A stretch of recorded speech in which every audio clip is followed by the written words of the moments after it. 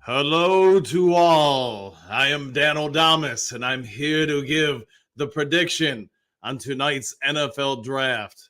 As I peer into the basketball of fate and raise an eyebrow, I foresee Brad Holmes and the Detroit Lions pulling off a stunning move in the first round of tonight's NFL draft. All will be amazed, all will be wise, as the Dan O'Damas predicts the Detroit Lions will trade up into the early teens to make a bold selection. Mwah!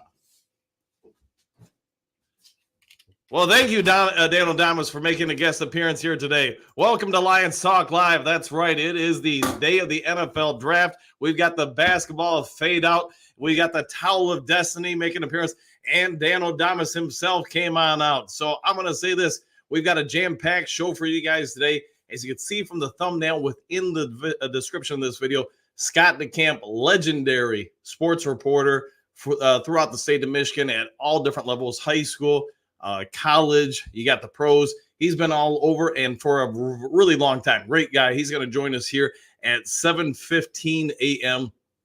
As everybody part of the Dew crew knows, this is the day we've all been waiting for since the regular season, since the postseason came to a close for the Detroit Lions. It's one of the most meaningful days in the calendar for any fan. As I move the basketball fate out of the way so it doesn't get in the way.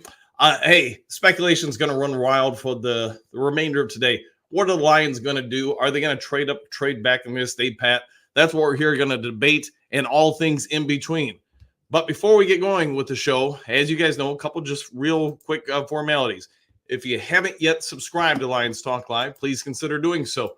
Making them push to get to 6,500 subs, and I want to say we're, about 30 subs or something like that away. Also, if you enjoyed the video, hit the thumbs up button. As you guys know, helps out a whole lot. A couple of little tidbits real quick for you guys.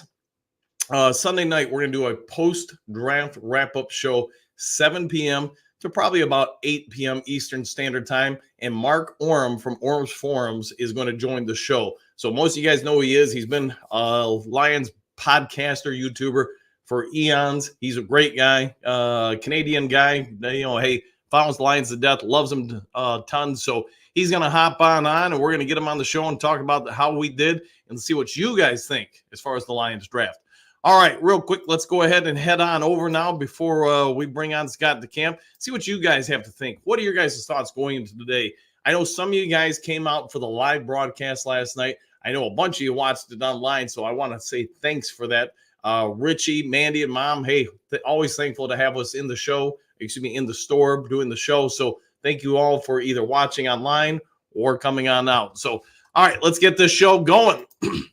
One last thing. Oh, man, I almost forgot. Messing up here this morning.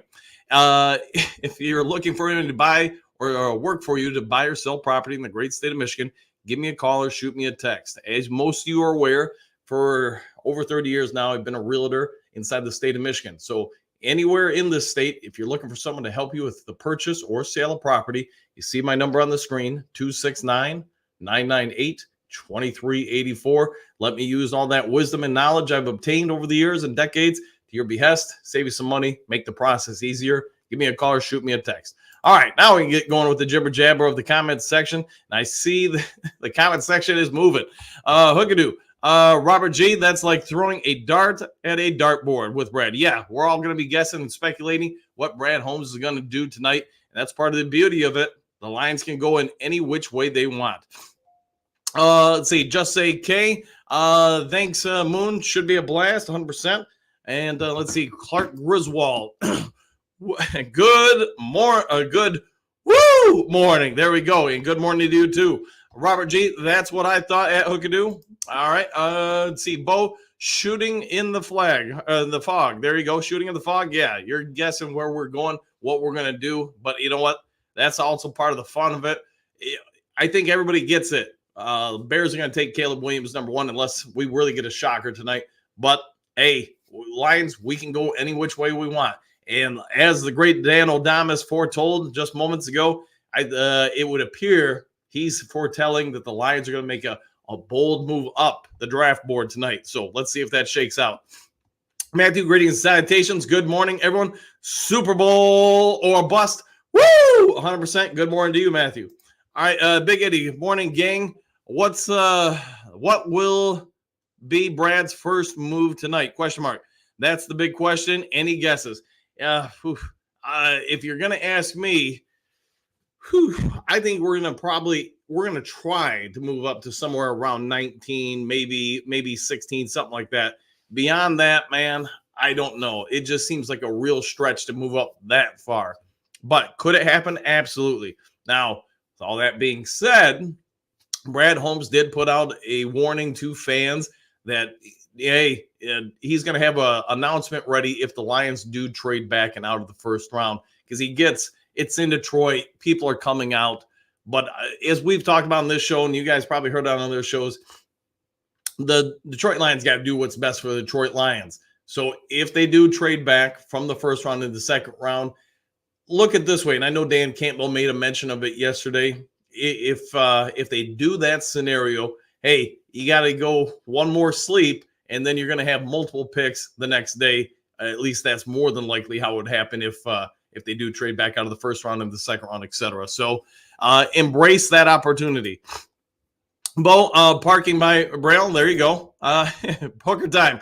Lions did St. Brown and Sewell right. Those guys are pros and love the game. Yeah, and they are Lions through and through. I know we did the live videos on it yesterday. I also get that there were a lot of questions about Jared Goff. Where's his contract extension? I know we also addressed that topic yesterday in multiple different videos. There's nothing new today. It sounds like Goff and the Lions are still a little ways away from making any kind of potential extension happen. And I'll let the debate between what's right or wrong with that situation stay off record right now, just because really let's keep the bulk of today's show just about the draft. And hey, if something comes out today or whatever, Lions select a quarterback or something, then we got a whole nother bit of information to talk about. All right, what's the line? Good morning, Lions fans. Let the villain do his work. 100%. Yeah, let him get out there. Let him cook. Hey, we all know Brad Holmes does a great job with things. And the fact that he's got everybody speculating and wondering, are we going to stay pat, trade back, go forward? Are we going to go for an offensive lineman, defensive edge, defensive tackle, safety, cornerback, wide receiver? I mean, really, the only things you haven't heard coming out of Speculationville is anything regarding Lions selecting a quarterback or running back. Everything else seems to be on the board. So let's see what shakes out here tonight. All right, Detroit, what do you got? Polar Bear, which do you prefer, question mark? A trade up at 29 and down at 6-12, stay at 29 and trade up to 40. Lions thinking quarterback Max Melton at 40 and offensive line at 29. Man, and that's the beauty of it, Polar Bear. We don't know what they're going to do. We're all best guessing. We're all Scooby-Dooing this and trying to figure out which way we're going to go. But the beauty is the Lions can go in so many different directions. This team is stacked across the board. There's no glaring hole for this year's team. Now, if you want to talk about the future and trying to build towards the future, you can probably make some comments there, what they could do to potentially replace some guys that are on one-year deals or the last year of their contracts. I still think, though, they're going to make a move up tonight just to try to get one of the premium defensive players. This is a very offensively heavy draft, and multiple different layers with tight ends, wide receivers, offensive linemen. There are a lot of good players out there. There are not a lot of premium, at least it appears, I should say, there are not a lot of premium defenders out there. So if you're going to address the defense and get somebody who's going to make an impact this year, there's only so many of them, in my opinion. There's a lot of guys that I think you can develop and evolve into players. Are they going to be able to help out this year, though? That would be my question. All right, Moonscar. That wall of liquor behind Coach and Sarge was huge last night, ! What you saw was probably about 5% of it. Yeah, Richie's store, Richie, Mandy's, and Mom's store, it's pretty huge. It's pretty large. And, hey, they're like family to me. That's why I don't mind going in and doing a couple broadcasts a year there. Hey, it brings a few new people in the store, gets us some exposure, usually gets me a free Mountain Dew, too. So, hey, I'll take it. All right, Ed, what do you got? Happy International Brad Holmes Day. There you go. Yeah, Brad is going to be cooking all over the place. And, hey, we're all going to be enjoying that meal, I'm guessing. Maybe it'll be like last year where there'll be a lot of raised eyebrows. a lot of speculation. What the heck are we doing?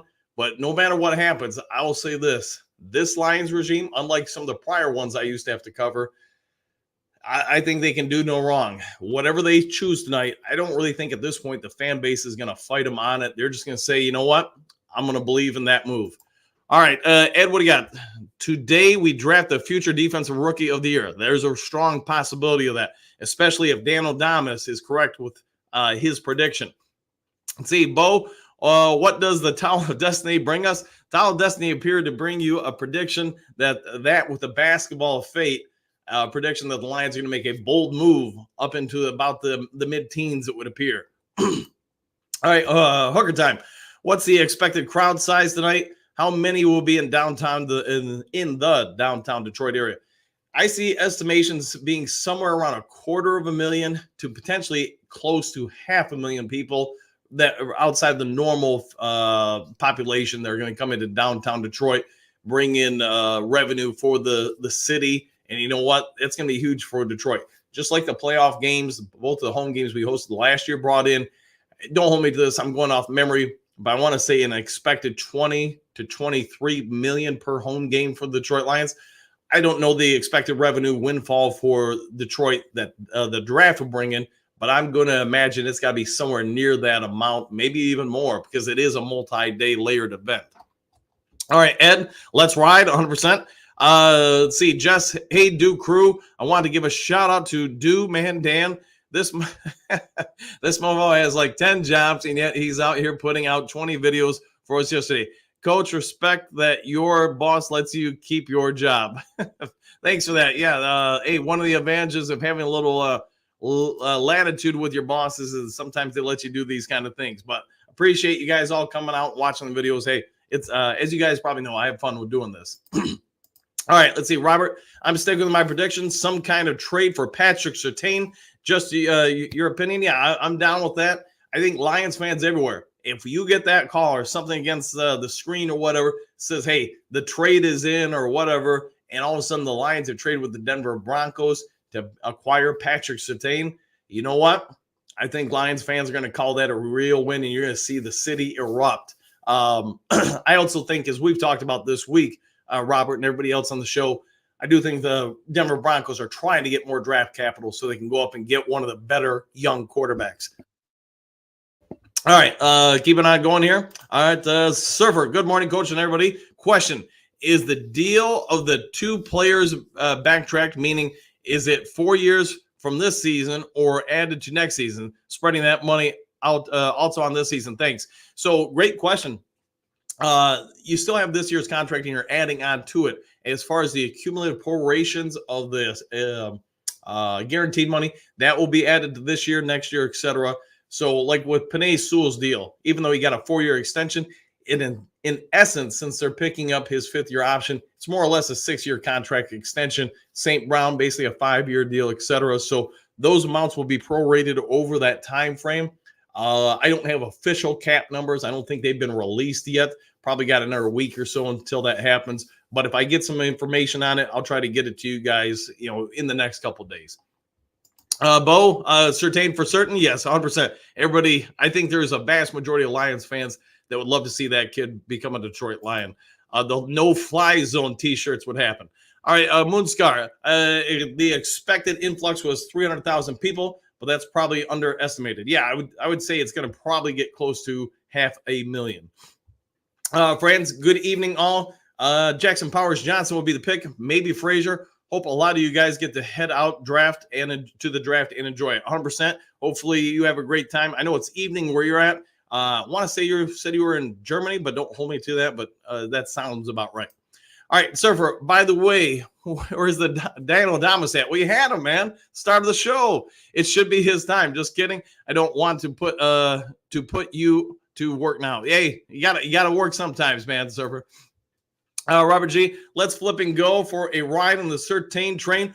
Woo, 100%. Yes, indeed. Yeah, the Surtain train would be in full effect if that trade goes down tonight. Moonscar, just more like respect for Jen for putting up with him. Hey, I'll go with that. Yeah, she puts up a lot of my stuff. Bo, Sun God will be all smiles on RG3 show yesterday. Wonder why? Well, Now you know why he was all smiles. All right, gang, it is 7:15. We're going to go ahead and introduce to you one of the living legends of this profession, Scott DeCamp. Scott, how you doing this morning? I'm doing great. I'm not sure if I deserve that kind of introduction. How are you doing?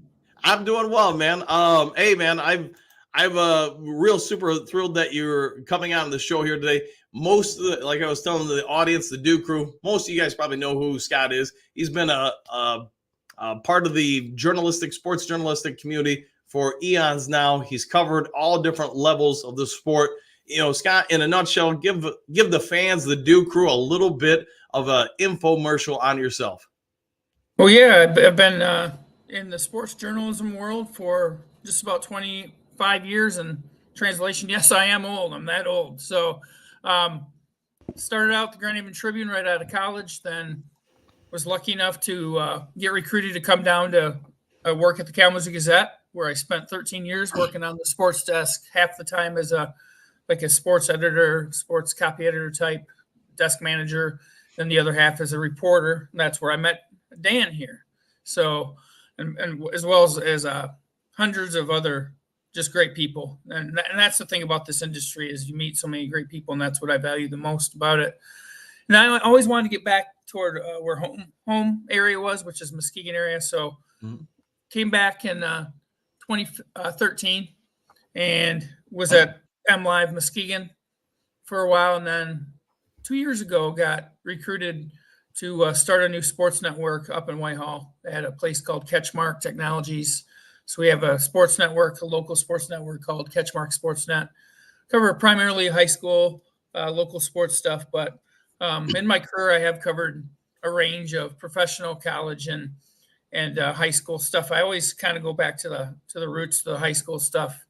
That's I think where my heart is the most. But having said that, I did have an opportunity to be a Detroit Lions beat writer for MLive when I was there, but didn't want to move the family again, and so I just stayed put with where I was at then. And what timing though for the folks who are covering the Lions and for your podcast, Dan, and then of course the draft. I mean, could there be a better year for the draft to be in Detroit with all the excitement going on? And then as a side note, being a lifelong Lions fan, I know when you're in this industry, you're not supposed to really be a fan, but it's hard not to be when you grow up as a fan. And I mean, it's all about, if you love this stuff, then I don't really see that. And if you're being professional about it, I don't see that there's any problem with it. And, I went, my dad, brother, and I and nephew were fortunate enough to go to the NFC title game. Sitting there at halftime with my dad looking at him like, 30 more minutes, can they do it? Can they get through it? And we all saw what happened, but still what an unbelievable experience. So, I mean, you've obviously been a fan or covered the Lions, for a long time. What do you make of this renaissance? Because, I can remember when I used to have to cover them for either the Gazette or fill in on the AP wire and stuff like that back in the 80s and 90s and I guess early 2000s. Maybe not always the best of times being a Lions reporter. You had to find a lot of creative ways to describe a story and make it somewhat upbeat. But if you had a cover on this team now, what can you say as far as how big of a change it's been over the prior regimes? Oh, it's just a huge culture shift, and it starts at the top. It starts with ownership, and then obviously the management. Brad Holmes and company have just done a tremendous job. And I heard you talking a few moments ago about, at this point, whatever the Lions do this in the draft this weekend, you have to trust what the decisions are, even if at the moment people might be asking, what are they doing? Well, I mean, I think they've shown and they've proven that they know what they're doing. And, are they going to bat, 1,000? No, but their batting average is pretty good. They're setting themselves up where in this draft, I wouldn't say there are a ton of needs. I think you're building depth like for your future, like you stated a little bit ago. So you talk about the future, because I think as most fans, we're focused on the now. Front offices, they're worried about the now and the future. There's been a lot of speculation about what the Lions are going to do with the first round pick, second round pick. You think there's some possibility that the Lions try to focus on more future needs than immediate needs. Yeah, I think so. And, everyone knows I guess if there are needs now, I think it probably starts maybe on the defensive side of the ball. Cornerback, maybe, defensive tackle, some help up front, just a little depth up front. But yeah, you have to have an eye on the future, because if you don't, then, it's going to be here and you're not going to be prepared for it. So you do have to have an eye on the present, but also be working on the future. So I think you're going to see that, and that's going to play out in this draft. So when you look at this Lions roster, obviously they're literally just a couple plays away from making their first ever Super Bowl just months ago. That didn't happen. A lot of different reasons why. Second half, some things didn't go their way, but they were right there. This team hasn't lost a lot of those pieces, a few pieces, but not many. One could even argue they've probably improved the overall roster since then. In your opinion, you're Brad Holmes tonight. Is there anything specifically you're going out there trying to do with the draft to get this team from being close to the Super Bowl and into the Super Bowl? Well, the great thing is again, he and his team have proven to have foresight, not just looking at what's right in front of you, but what the needs are and how things could maybe develop and materialize, not just through draft, but through free agency, trades, etc. So, again, I think that, like you said, they were like one or two plays away, and there's a couple positions of need, I think, but I think that you're going to give them the benefit of the doubt, and I still think defense is where it's at. I think maybe a perimeter receiver. You got obviously Amon-Ra St. Brown on the inside. You got some depth there. You got Jameson, who kind of really flashed toward the end of the year and in different moments. But I think they could use maybe one more playmaking receiver. There's guys that the projections that you see NFL.com and et cetera have, Kool-Aid at cornerback potentially. Right. You've got Cooper DeJean from Iowa, a safety, defensive back safety type. That's what I would be. If I'm Brad Holmes, that's where I'm probably starting, or along the defensive front. I think offensive line, they're pretty well set, but it never hurts to have to build depth, because, a few of those guys aren't getting any younger either. This is true. Yeah, they've got some age and possible retirements happening after this year. So again, Scott, you've watched the Lions over the decades and years. What would you say that makes Brad Holmes so successful versus, say, Matt Millen or other prior GMs? What do you think he's got, his secret sauce or ingredient that separates him? And to be fair, not just by by Detroit Lions standards, but by NFL standards.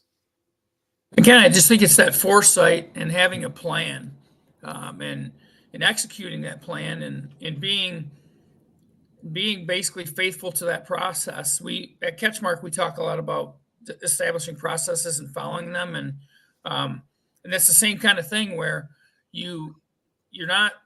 It is a results-driven league, obviously, because if you don't perform in the NFL, whether you're on the field or in the front office, you're not going to be around very long. But you have to trust your process and have a plan going in. And again, everyone seems to have a plan, but not everyone sticks to that plan. Some abandon it right away, or keep switching things. And I think sticking to what they believe in, and then when you do see the results come, then that kind of reaffirms that, yeah, what you're doing is the right thing.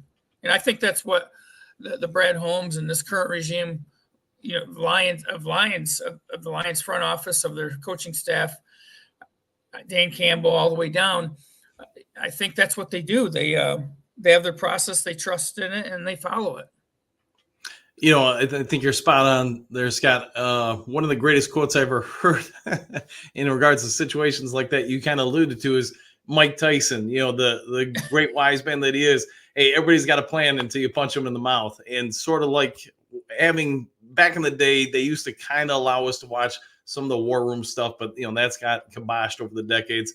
And it seemed like, hey, some teams, they really expected a guy to fall down the draft board, be there for them. When that didn't happen, you could see panic set in. So Brad Holmes, to his credit, and the scouting departments, they don't ever seem to be caught off guard if player A or B doesn't come to their way. They seem to have an already set answer for that. So I want to get your take on something. I know it's a bit of a lightning rod for this fan base. Yesterday, St. Brown and Penei Sewell, Amon-Ra St. Brown and Penei Sewell both get contract extensions. Both of them very young. It appears to be foundational pieces for this franchise. Before we get into the big question here, what did you think of those moves yesterday?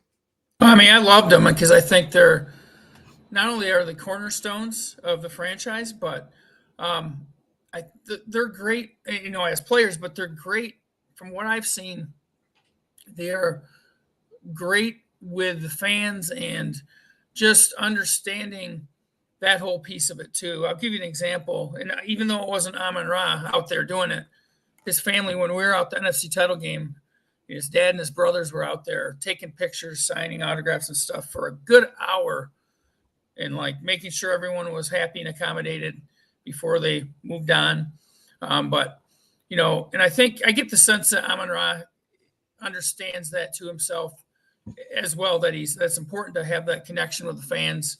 Penei Sewell is just a phenomenal athlete for a man of his size, and we've seen it when he's gotten the ball in his hands. But the way he just dominates up front, and he has that attitude that you need up there. And I think those guys are cornerstone guys. And like you said, they're young. You needed to lock them up. And for me, I like both of those moves. I'm not sure. What did you think of it? When I saw the numbers and how they prorated things, or at least I'm expecting when the final numbers get released on both contracts, the way they prorated it, I think you get the headline number and makes everybody go, wow, highest paid. But I think my anticipation is, I should say, how they're going to spread it over this year and the following corresponding years, especially with Penei's contract, since they're picking up his fifth-year option. I think you get to this time next year and both those contracts are going to start looking exponentially cheaper, like every contract.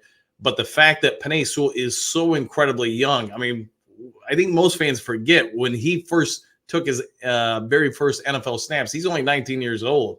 And that's incredible to me to think a 19-year-old is out there taking on people with man weight, man strength, and he did well his rookie year. St. Brown, I mean, they both have the same personality constructs inside them that I think make them ideal Lions. That's why when I did one mock draft, I say about a week or so ago, and every time I made a pick, I had to go through and do personality evaluations on them to say, hey, this really does seem like someone the Lions would select, or they do not.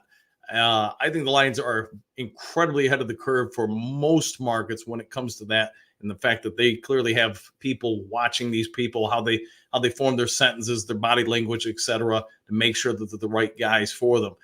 Both of these guys, I think, are going to be Lions for life unless something really unforeseen happens. But this is also now a segue to my next question for you. Yesterday, it also came out that Jared Goff and the Detroit Lions are apparently nowhere near an extension, or at least nothing imminent, I think was the exact phrase I got from one or two different people. Quarterbacks, obviously, you either have it in the NFL or you don't. If you don't have one, you're not going to compete. It's hard to compete at any level in football without somebody who can be a good signal caller. You're the Detroit Lions today, or let me rephrase that. You're a fan of the Detroit Lions today. What do you think of the current situation that seems to be between Goff and the front office? Yeah, there's that big gap there, and Goff had a great season last year, and I don't want to say, oh, he's a system quarterback. He's not, obviously, you wouldn't call him like a dynamic guy, but he had a great season and everything meshed well last year. But like if I'm looking at it critically, looking at last season, going into this season, where things currently stand, I don't feel great about things, as far as the future, just because, I mean, I don't mean to come off that negative, but what I mean by that is I want to see them start to develop that quarterback of the future. And you got, if there's opportunities, you need to kind of get that guy some snaps, and it just never happened. Usually it's out of necessity in the NFL, like a guy's not doing his job or an injury or so forth. If you got your guy, you got your guy. But I'd feel a lot better if they could maybe start developing that guy of the future. And that's the $1 million question, pun intended, I guess, is figuring out who is that next guy. You got Hooker waiting in the wings and others. I mean, where are they going to go with that? Are they going to be able to lock up Goff? Because he's got a few years left in him, I think. But, are they going to be able to secure him, or are Brand Holdens and company already looking in another direction? I think that's a great statement that you ended there. Are they already looking in another direction? And, as fans, we can have one opinion. As reporters, you can have a different opinion. But as a front office executive, your eyes have always got to be on that book. I would assume, at least, because yesterday you signed 2 players that I think most of us are going to agree they're going to be around for a long time. Now you look at some of the other young depth on this team at multiple different spots. So you got Hutchinson, Ali McNeil, and you can go through the entire list. You've got guys that you're probably going to want to re-sign at some point. And then you have Jared Goff, and not trying to pick sides on the debate, sign him or not sign him, but at some point you've got to cut costs somewhere to maintain costs in other spots. Quarterback, hey, I get it. If you don't have one, you're not winning. So there's the catch-22 of it. Jared Goff has helped build this franchise and turn it around. But are the Lions telling you, by not having already signed him to a contract, that maybe he wants a little bit more than they're willing to pay? Is that possible? Sure. Could it be they're thinking about, hey, we want to see Hendon Hooker this preseason to see what we have there before we make a choice? Because they do hold all the power in this situation. They've got him for at least one more year on his contract. Then they can sign him up to 2 straight times to franchise deals. So they could contain him for 3 seasons and at that point make a choice. I just thought it was real interesting that they were far apart.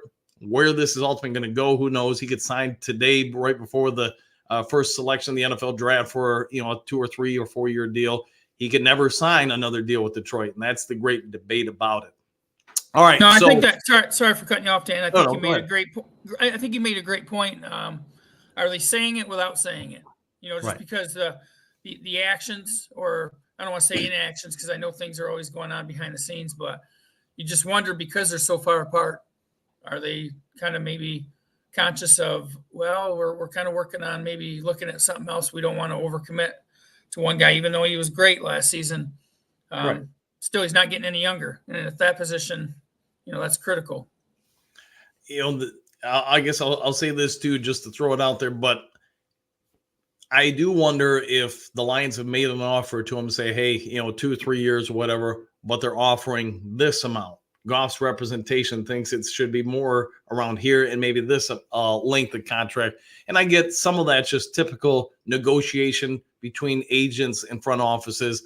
But usually, having covered a few teams over the years, quarterbacks get signed pretty dang fast and you fill in everything else around them. Mm-hmm.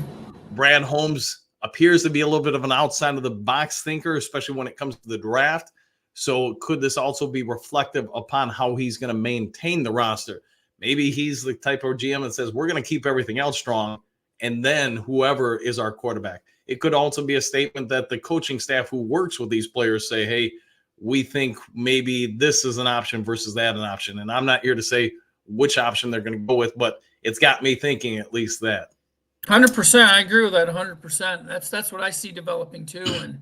And, you're always going to have questions as either a reporter or analyst or even a fan about, okay, what are they doing here? Like, I guess I was in the camp last year that, man, it'd be great to get maybe another edge rusher.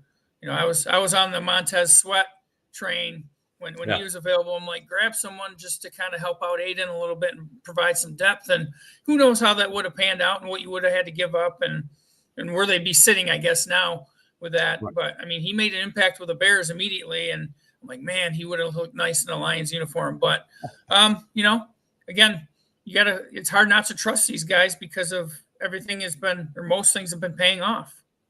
Right. I mean, I'm 52 this year, and I can say this: for the second time in my life, I've seen the Lions in the NFC title game. So it doesn't come around very often. So I'm going to go with whatever they do is probably the right selection. I'm 51. I'm right with you. So, all right. So real quick now, let's focus on the draft. Tonight, the first picks, I think most people expect quarterbacks to be probably 1 through 3, maybe even 1 through 5 in this draft. If some trades go down, where do you think Detroit at 29, if they stay there, where do you think they go? Again, I like an edge rusher or a cornerback at that spot. And again, I've been wrong before, several times before, and I will again. But that's what this is all about. We're chatting it up and saying what we think based on what we've seen and our experience and everything, watching and covering the game. So, I mean, man, if Chop Robinson is still there, man, he would look. I think he'd be a great piece to add to that defensive front, helping put pressure on opposing quarterbacks. That's a guy I like, but also, I mean, who knows if they're going to trade out of that spot. And like people were talking about Patrick Surtain earlier. I mean, to get a lockdown cornerback, that was another one of their missing pieces last year. I don't know if it's okay to bring up Cam Sutton's name given what's happened, but he was, in fairness to him, I think he was out of position. Not out of position, that's his position, but he was never intended to be a shutdown cornerback, right? And that's the position he was put in. And I think that's an area that's maybe kind of lacking at the moment. But so one of those two spots is where I would like to see them go. Yeah, in fairness to Cam Sutton, I think you're spot on with it. He was never intended to be a number 1 or maybe even a number 2 corner. He's a good depth piece. He has certain things he does very well, but you could also tell early in the year when they predominantly ran zone coverage in the second half of the defense or the back half of the defense, he was more comfortable. When they shifted with about 2 months left to more man-to-man Blitzburg style defense, zero coverage across the board, it's not his thing. So losing him in some ways hurts. It may have ultimately helped in other ways because of cap. Plus, they appear to be leaning more and more towards going man-to-man coverage across the board. And even when they went man, you could see his eyes still stayed in the backfield versus with his responsibility. And I'm guessing that's just because Pittsburgh, most of his career was spent there. That's predominantly what they did is blitz a ton up front and keep zone coverage behind him. But that's a debate for another time. He's no longer here, so moving on from him. But if there was something that would surprise you when this draft's all done, if there's one thing you think that could be a surprise move by Brad Holmes of the Detroit Lions, what do you think it could be? I'm thinking, man, it can't be quarterback, right? Because they got Hooker, they got Goff they're trying to lock up.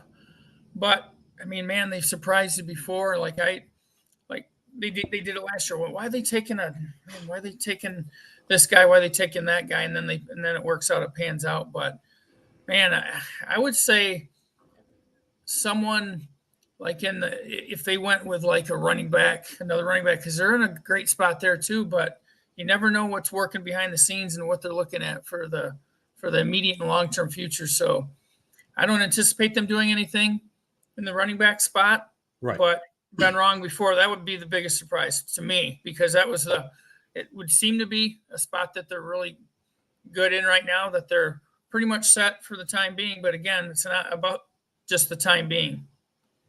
I'm with you there. I don't think, my personal opinion, for whatever that's worth, I don't think they're going running back or quarterback. I think everything else is on the board.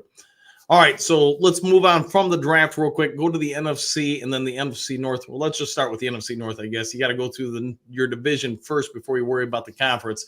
You look at this division, you see a lot of youth movement, it seems like, and not just with the Lions, but with Green Bay. I'm assuming Chicago is going to be significantly younger come opening day than they are right now, and probably even the Minnesota Vikings. If you can, real quick, talk about who you think are the top contenders to challenge us for the North this year. Well, I think you got to start with Green Bay, with how their youth really developed, starting at the quarterback spot. Last year, they were playing some great football the second half of the season. I think you got to start there. And, with their tradition being what it is and, what they have in place, I think it starts there.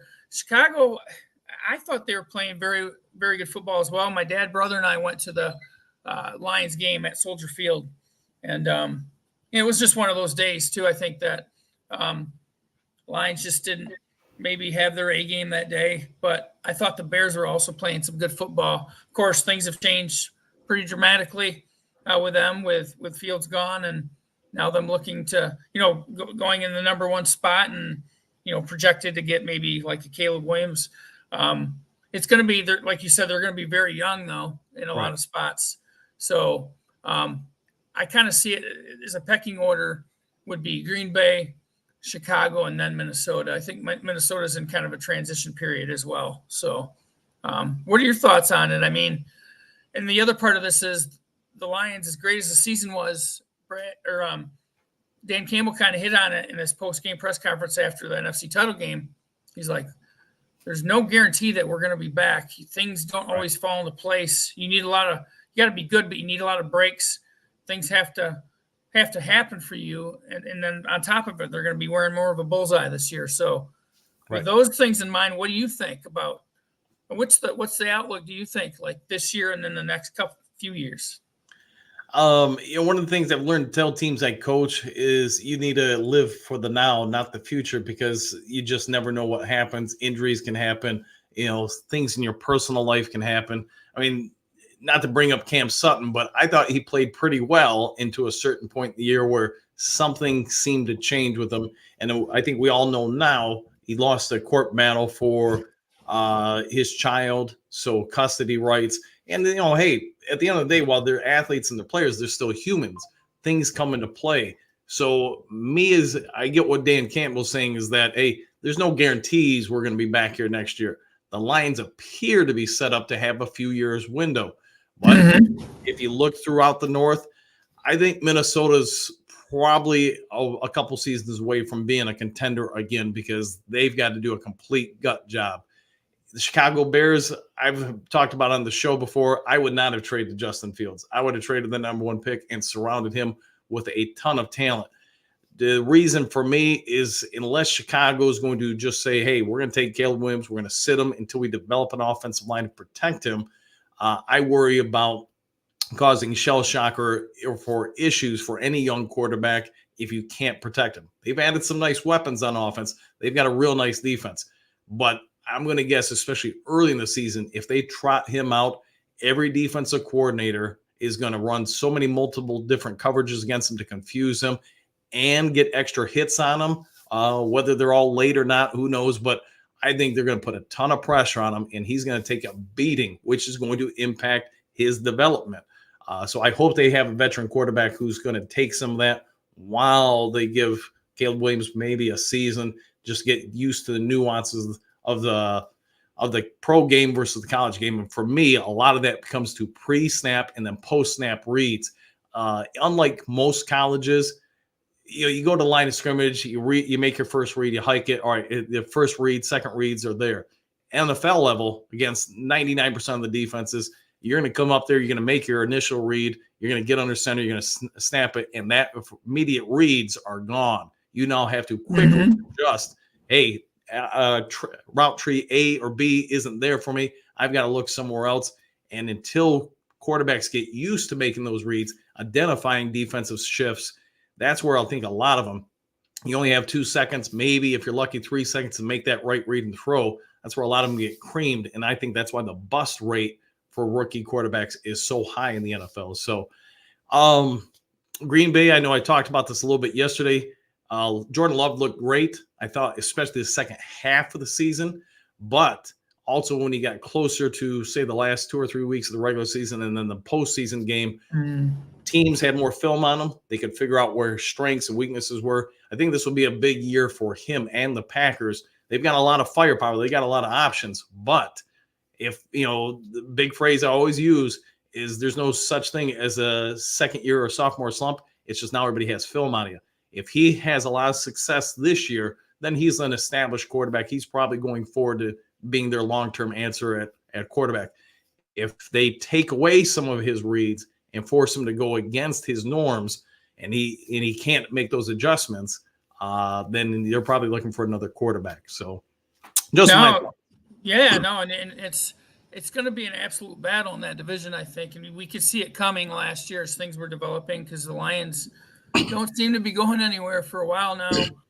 Like you said, they're in their window now, Right. and younger Green Bay team with some pieces with Jordan Love with a nice young quarterback, and then I agree with you too on the Caleb Williams thing, and let's be honest too. From what we saw, the way he finished up at USC wasn't always the most favorable impression that he left people with just not just performance, but maybe sideline antics and stuff like that.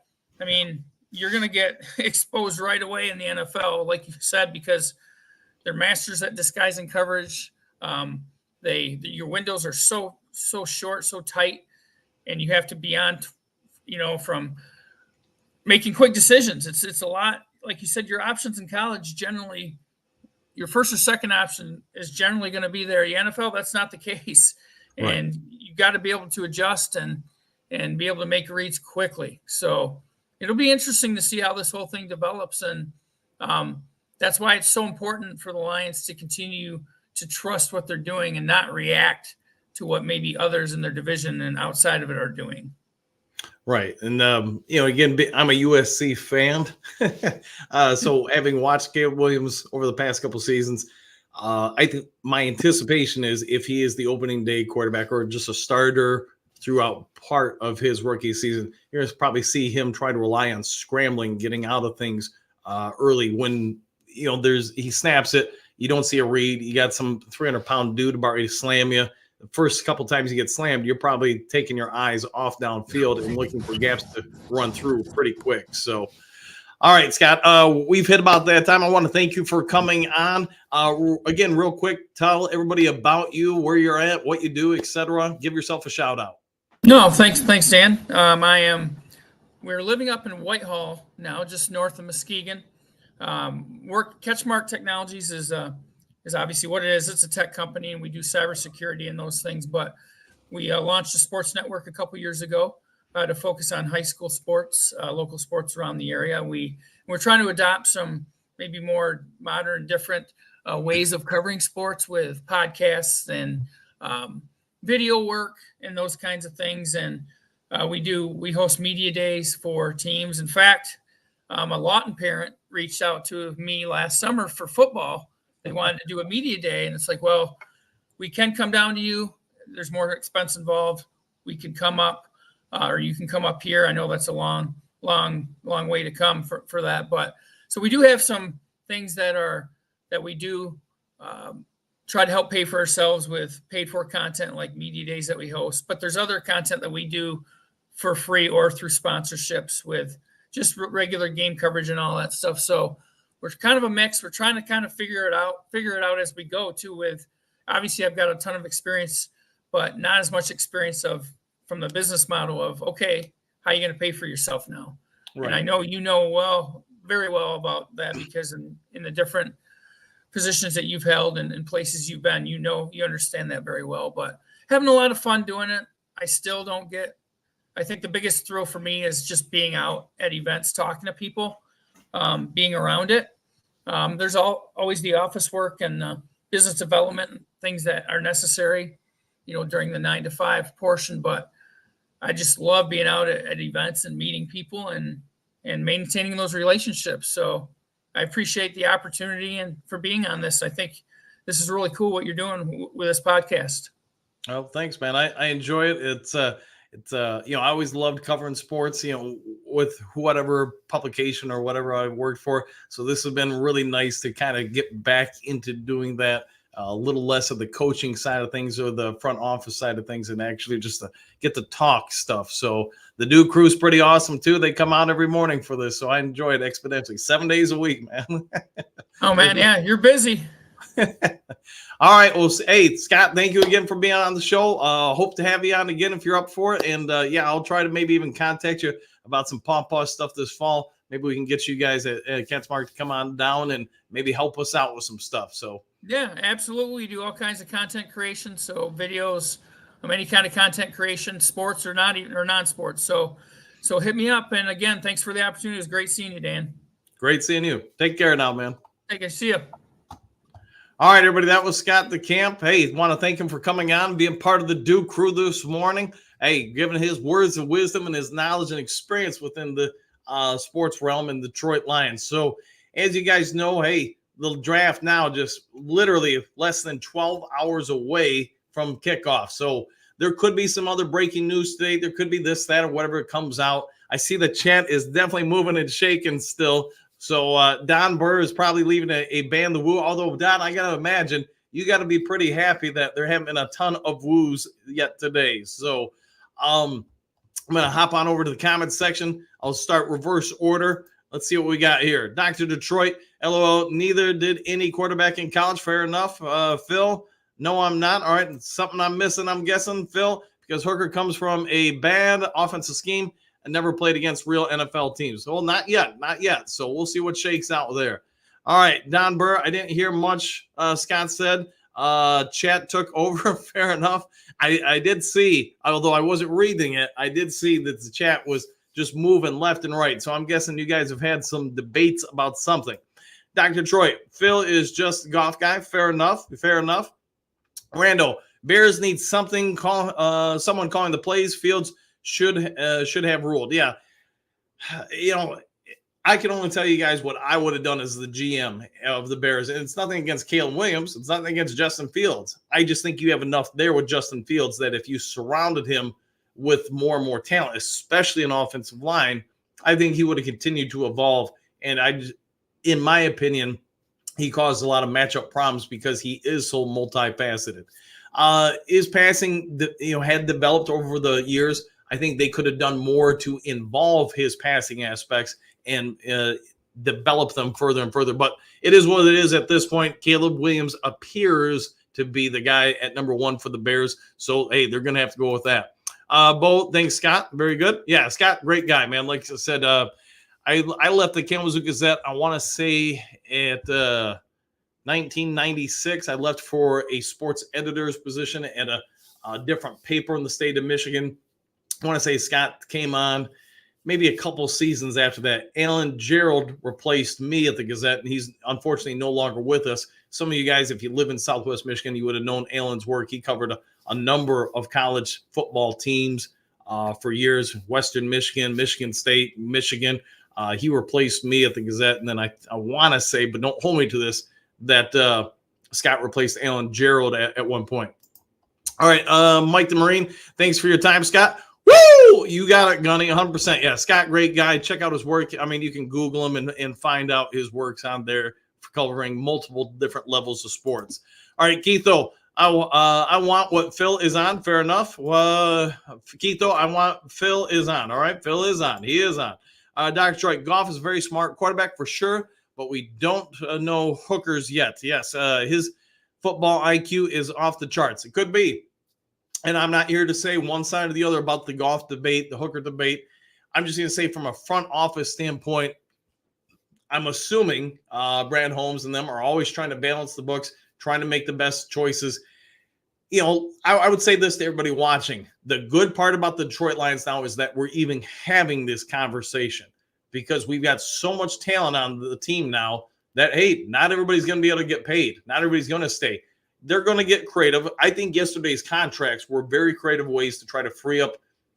My guess is ultimately going to be about 8 to 15 million that they can use on now another player. The way they prorated, I'm expecting they'll prorated those contract numbers over the years and picked up the fifth-year option on Penei Sewell. I thought that was a brilliant move. So basically turning his contract into a 5/6 year deal. Great move. And again, I think they're setting up future moves with both those contracts that happened yesterday. Phil, Bears have no offensive line. I agree with you there. And that's my biggest worry for Caleb Williams. You can have the debate, should they have gone with him or, kept Justin Fields. At this point, I guess it's a moot point. But I do worry about any quarterback, especially a rookie quarterback, who has to go out there and have very limited blocking assignments, because it's not just in the passing game. I think their problem is, I think it's also going to extend to the running game, which now puts more pressure on the passing game. Because if you can't run the ball, at some point you're going to have to get first downs. You're going to have to pass the ball around. All right, Don, Go watch the 33rd team Hooker breakdown. You will change your mind. It's a year old, but good to watch. I'll check that out, Don. I'll check that out. I want to say, but don't hold me to it, I want to say I did watch it once upon a time, but it's been a year, so I'll check it out. All right, Randall, what do you got? Phil, how can you say that? Problem with reading these things in reverse. All right, Dr. Troy, yeah, Bears build an awesome team except the quarterback, LOL. It's always their Achilles heel. You're probably, I'm trying to think, Jim McMahon, and then you got, the guy who would smoke Marlboros on the sideline, the gunslinger guy. I can't remember his name offhand. He had a heck of an arm. They traded with Denver to get him. Jay Cutler. There you go, Jay Cutler. Yeah, they haven't had a ton of high-level quarterbacks. Phil, Hooker doesn't have Goff's intellect. That could be, could not be. I don't know yet. I haven't seen Hooker on the field. Don, I remember when Fields was drafted and Bears fans tried to rip us for passing on him. Yeah, well, they may be revisiting those comments nowadays. All right, let's see. Rando, as soon as Hooker lights it up in training camp, everyone will be kicking Goff to curb. That's also true, but I would caution everybody watching and keep in mind, I've said multiple times on the show, it's my guess the front office for the Detroit Lions are going to want to watch Hooker in the first preseason game and then the second preseason game. The problem with preseason games is usually the defenses are very vanilla. Nobody's trying to give you tips of what they're going to do come week 1 or week 2. The other part is typically those are the second and third string, maybe even fourth string units out there, not the first stringers. So all I'm going to say is if the Detroit Lions keep Jared Goff, I'm going to say the coaches and front office have made the right move. If they decide to go with Hendon Hooker, I'm also going to say the same thing. They made the right move because they see both of them all the time. The only thing I can say is what limited knowledge I have on Hendon Hooker and from film studies, him versus Goff, there are passes, in my opinion, Hooker can hit that Goff, it's just not some of his strengths. That also being said, Goff has, 8-9 years worth of accumulated NFL experience as a quarterback. So it's going to be very hard to catch him off guard with the defense that he hasn't seen. And Hooker hasn't gone through that. Now, maybe they can coach him through that. Maybe in time or whatever, he's fine. But you're going to have to be willing to go through some of those learning curves in order to get Hendon Hooker to acquire that experience. Maybe that's the way they go. We're all speculating at best, but my guess is this upcoming year, it's Jared Goff. Jared Goff is your quarterback this year. Beyond that, we're going to have to wait and see. All right, let's scroll on down here to the bottom, try to get a few more comments in here. Michael, Hooker is a great arm and as fast he is. He is. Hookadoo, in Goff I trust. Hard not to, man. He's done nothing but win. Whether it's in L.A. or here, Goff, the one thing you can say, he's been a winner. Thomas, hey, I get it was signing our players, but we better be careful. Exclamation point. We're going to have 4 or 5 NFL superstars and 48 USFL rejects at these prices. You do have to balance the books. And again, that's part of the problem every team faces, right? If you draft well, you produce talent well, you grow and develop them, you got to be able to keep them. Let's see. Hatman. Sorry, Rando. That was for Don Burr. All right. Rando. Exactly, Hatman. All right, Steve. They will have a ton of cap space. All right. Don Burr. Most first-year quarterbacks have a blank team, but if you can see the potential in a good player. Yeah, and that is true. Most quarterbacks, especially young rookie quarterbacks, end up going to bad teams. If Hooker or whoever supplants Goff, they will not have that issue. And they'll have some very experienced coaching staff too. Michael, Goff is very high football IQ, not to mention experience. Yes, I agree with both of those, 1,000%. Thomas, it was signing our – yeah, okay, got that one. Sorry, man. All right, let's see. Dr. Troy, I'm around 30, Sewell 30, Hutch 30, at least, Goff 50, so what's left? Hey, that will be something to debate. Pierce, Thomas, cap goes up every year. This is also true. Wait until the market gets reset after this. Correct. All right, Don, Brad Holmes is trading up people or trading for a stud. I like the way you're thinking, Donnie Burr. Woo! Woo! Just for you, by the way, man. Robert G. This team is built to win now! Exclamation points. They will not put a rookie quarterback in and start over. I agree with that. I think if they were to make a change at quarterback, it's not happening this year. All right, Don Kong, Holmes trading down. Could be. We'll have to wait and see. Don Burr, Goff just isn't a $50 million quarterback. I'm sorry, like the kid. Fair enough. All right, Moonscar Blade, what do you got? Robert G, 100% truth. Very good. All right, Dr. Troy, and we can get Goff for 2 more years at $35 million, just doing nothing. Best move. Fair enough. Pierce, Dan, I agree, bro. Don, I agree, bro. Excuse me. Let's see. Atlanta, good morning. Good morning to you too. Matthew, Goff is who you want going to Super Bowl. He's been there. Hooker hasn't, and Mahomes still hasn't beaten Goff yet. Ooh, good point on that. Yes, good point on that. Dr. Detroit, Holmes is not trading down. Fair enough. Thomas, do you think ticket prices are high now? Wait until 2025. Yeah, we win the Super Bowl. I'm going to guess where those ticket prices are going. All right, Don Kong, Amon Ron isn't a $30 million per year receiver, but here we are. There we go. All right, Scott, Hooker hasn't been tested even close to what an NFL D will show him. I agree with that. He's going to need, he's going to have to get some reps against it. Love sat 3 years in Green Bay. He did, man. He did. And I think for Jordan Love, that was probably the best move. All right, Phil, woo, 100%. Back at you, Phil. Ban the woo. There you go, Don. Headman, not true. Dr. Troy, after this year, it's going to be much more. Ticket prices, I would agree. Dr. Troy, Matthew, yeah, and Mahomes has 2 Super Bowl raise your standards. Very good. Al, what do you got? Jared Goff got us to, 24-7 in the NFC Championship game. We only lost because of other people's mistakes. 2 replace quarterbacks now would be a bad move.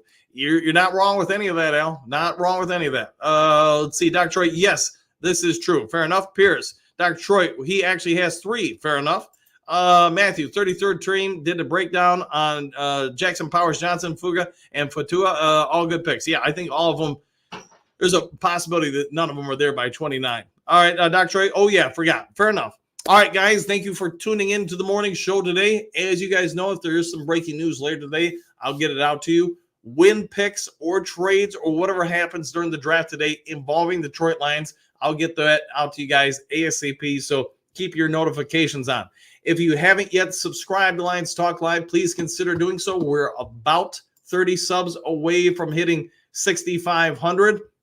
Also, if everybody watching, I see we've got about at our peak, we had about 500 people watching live, maybe a little bit more than that. If you guys all can, hit the thumbs up button. As you guys know, it helps to push it out to other people.